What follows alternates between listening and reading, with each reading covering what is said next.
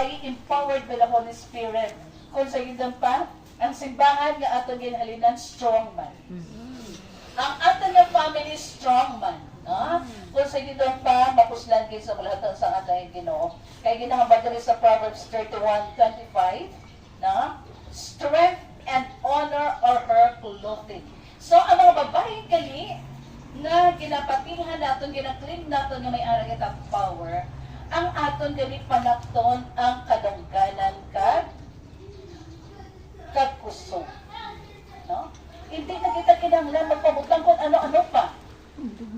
No, magkitaan sa aton mga kauturan ang strength.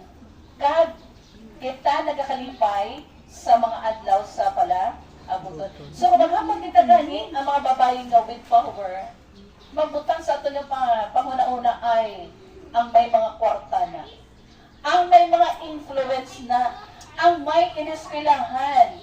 Kundi kung ato nagtawon sa biblical perspective, no, sa espirituhanon mga kauturan nga pananawan, ang babae nga may ara nga gahom, amo din sila nga nakakilala sa Ginoo. O sino nakakilala sa Ginoo diri sa inyo?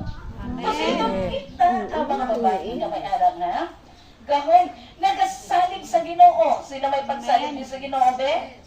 Hindi pala. So kita ni mga kauturan ang gina-consider na mga women of power. Kaya ginatugutan natin ang Ginoo sa pagpangabudlay pinaagisan. Okay, pagpangabudlay pinaagisan ato. So, ato nagtawag mga kauturan. Ano ba lang pamatasan sa mga babae nga may